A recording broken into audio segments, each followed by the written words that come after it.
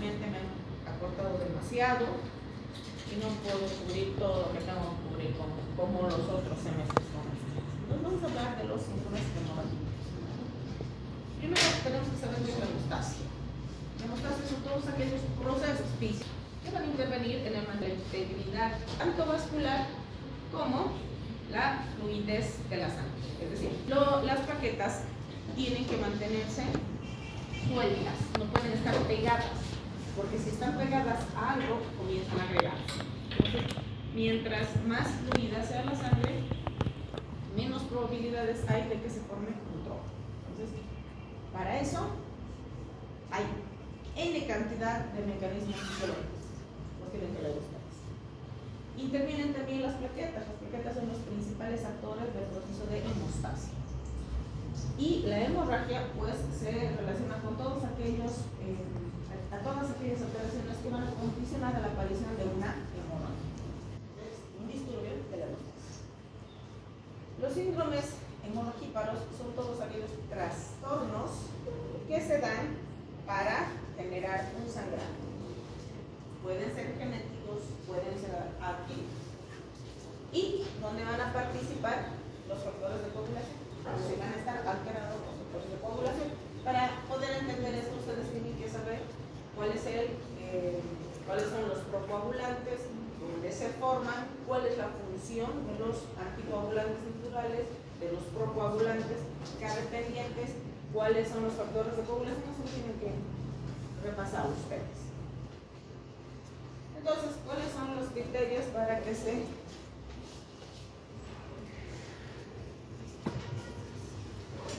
dé un síndrome hemorrágico? Sangrado espontáneo, sin causa aparente. ¿Cuál es la principal sintomatología el principal signo? Son las petequias. Sangrado simultáneo en varios sitios. Una epistaxis más una otorragia, una epistaxis más una gingidorragia, una epistaxis más sangrado gastrointestinal. Son varios sitios que no deberían sangrar normalmente, pero que sangran. Sangrado en sitios inhabituales, las articulaciones, por ejemplo, porque nosotros no deberíamos tener acumulación de sangre en las articulaciones. Presencia de petequias, equimosis, hemorragias abundantes que son desproporcionales al trauma que sufrimos. Por ejemplo, nosotros nos cortamos nuestro dedito, sangra un poquito, apretamos, hacemos compresión y en poco tiempo tiene que dejar de sangrar. Pero aquellos pacientes que sangran,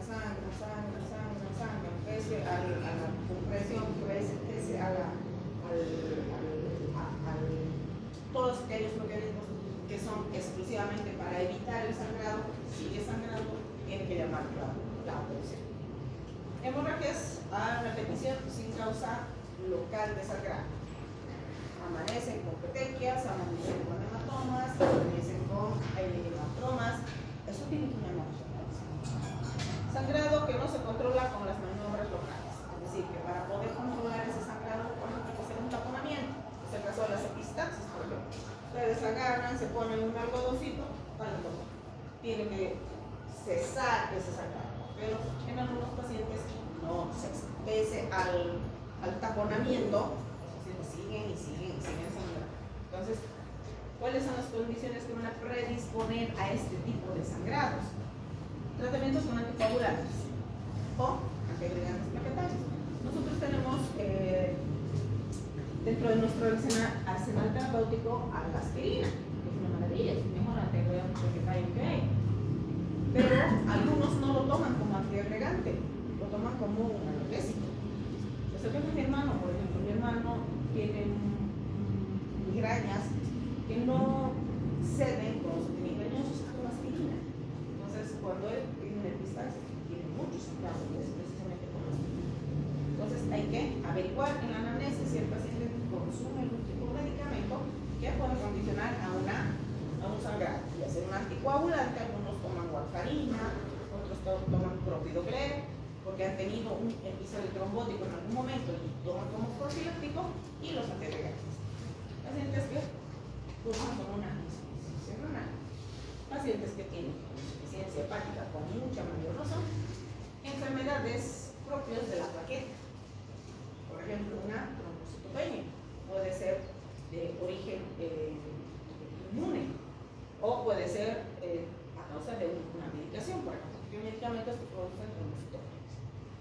Las hemopatías, principalmente las malignas, las neoplasias y el eritematos.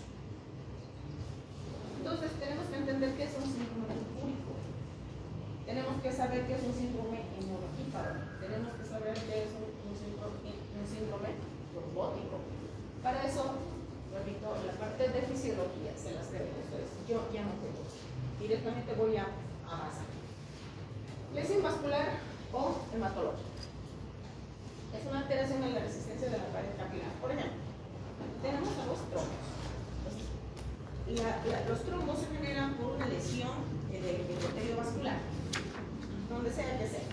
Puede ser a nivel del mismo endotelio, puede ser entre los espacios intercelulares o cuando hay la producción de una prótesis, por ejemplo.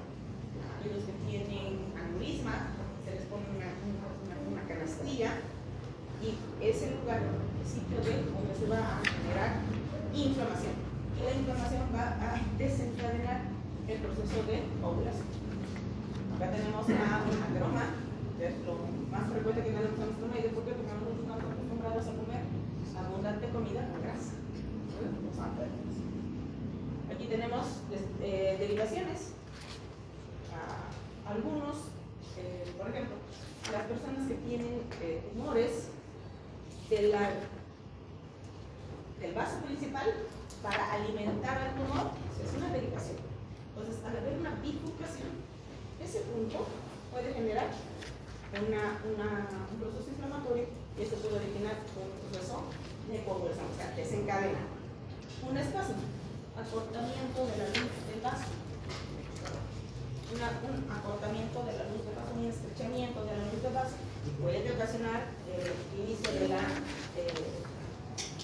desencadenar el inicio de la coagulación. Entonces, tenemos, por ejemplo, una compresión externa, un proceso inflamatorio externo que va a comprimir el vaso.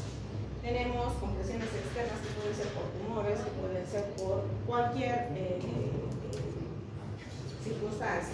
Crecimiento de un órgano intraabdominal, por ejemplo, justo va a ir a quedar en la parte donde está el vasito. Y eso puede ocasionar una disminución de la luz. Unas N cantidad de circunstancias pueden ocasionar que el proceso de coagulación se dé curso. ¿Cuál es la clínica? En estos pacientes hay un sangrado muy sencillo, muy fácil, muy espontáneo y es desproporcionado a la situación que le está ocasionando ese sangrado. Un sangrado normal. Por ejemplo, sangrados de mucosas. Se lavan los dientes y el hecho de la fricción ocasiona sangrado. Puede haber epistaxis, gingivorragia o sangrado digestivo. Cuando se come picante, por ejemplo, ese proceso irritativo puede ocasionar una hemorragia. Hemorragias en la piel, petequias. Tienen que saber distinguir una petequia, una quimosis, un hematoma, porque eso les va a orientar a que el paciente está con un problema o un trastorno de la coagulación. Equimosis, hay que ver el número, hay que ver tamaño, petequias, dónde están localizados, si son palpables o no, porque tenemos que hacer diagnóstico diferencial con los eritemas.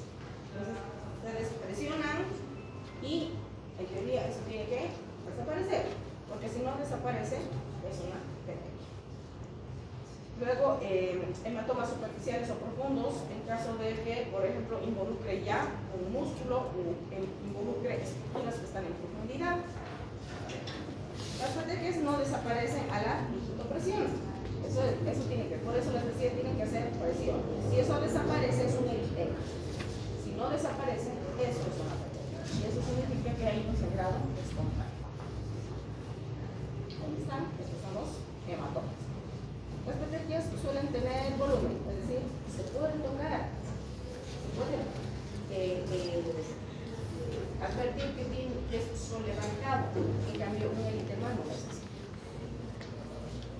A eso se llama púrpura palpable, porque hay fluido que se encuentra como debajo. En cambio, en un eritema no hay eso. Equimosis múltiples pueden ser pequeñas,